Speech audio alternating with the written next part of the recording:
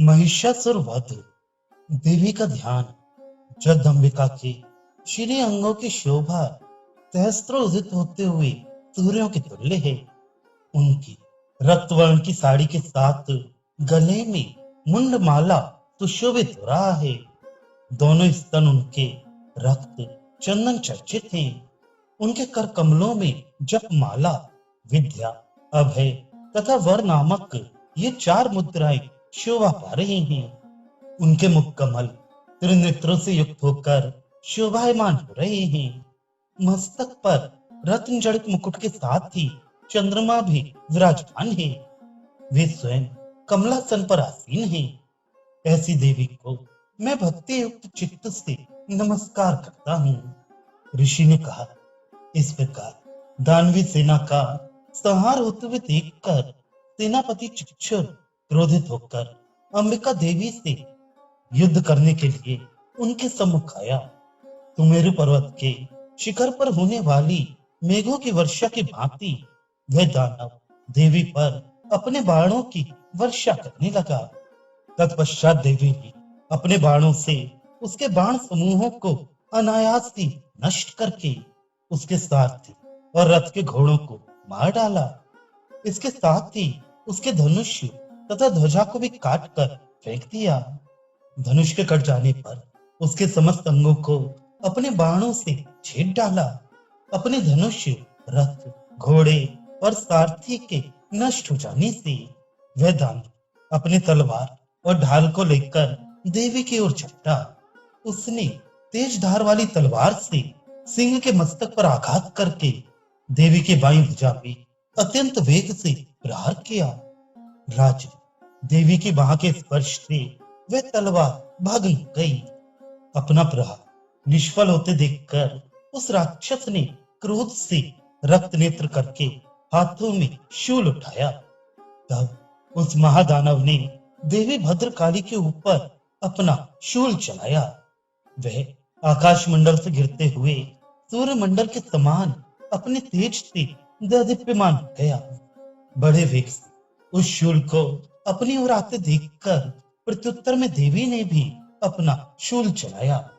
देवी के शूल के प्रहार से दानव शूल के सैकड़ों खंड हो गए।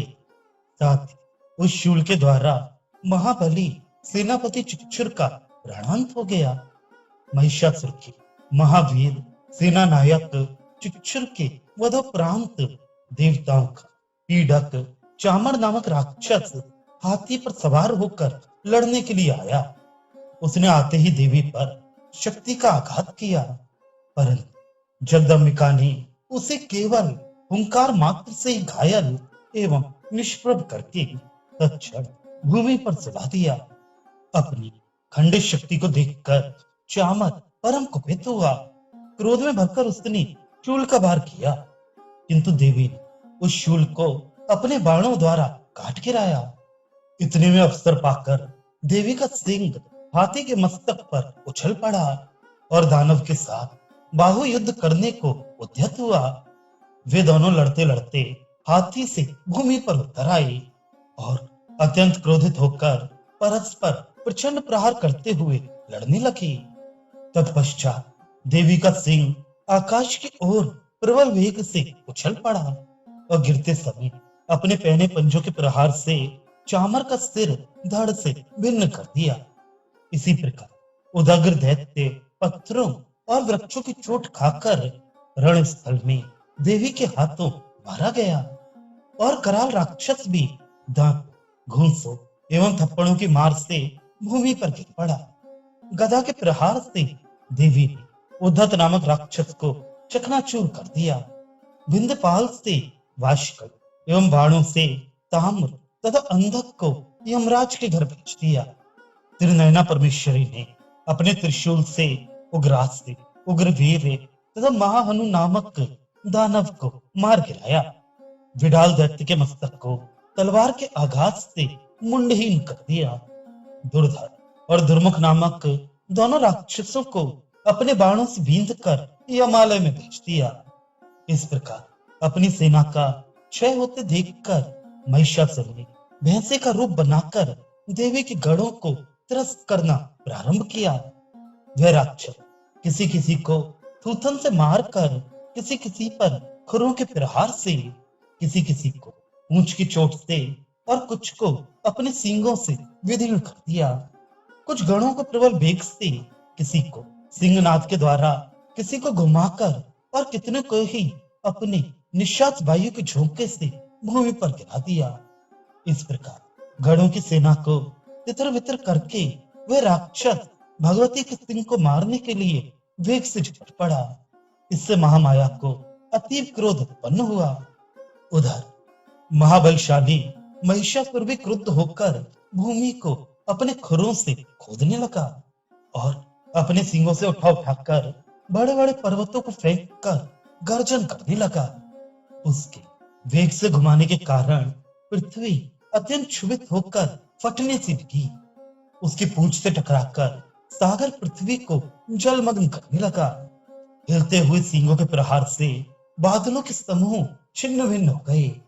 उसके श्वास की प्रबल वायु के कारण उड़ते हुए सैकड़ों पर्वत आकाश से भूमि पर गिरने लगे।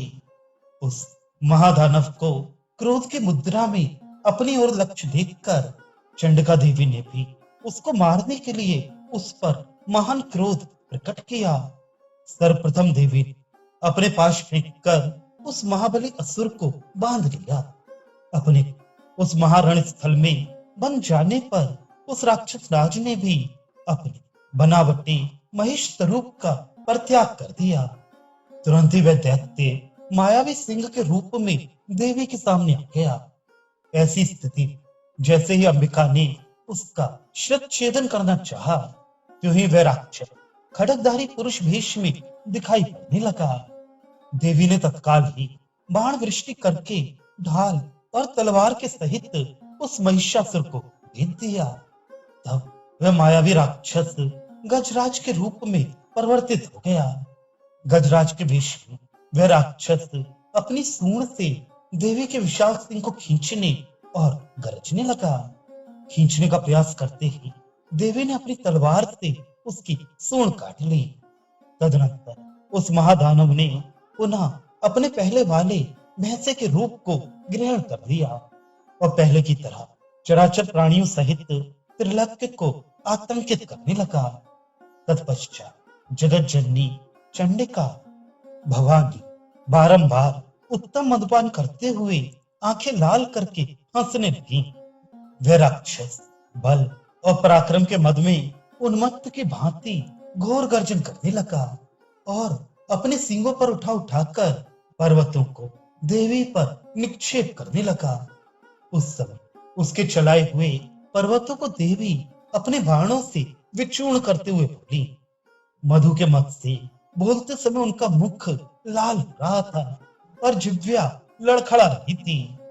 देवी बोली, ओ मूढ़, मैं जब तक मधुपान करती हूँ तब तक तू खूब मनमानी गरज ले।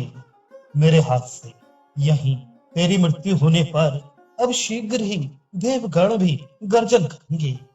ऋषि ने कहा। ऐसा कहकर देवी उछलकर उस दैत्य पर चढ़ बैठी। अपने पैरों से उसे दबोचकर देवी ने शूल से उसके कंठ स्थल में प्रहार किया।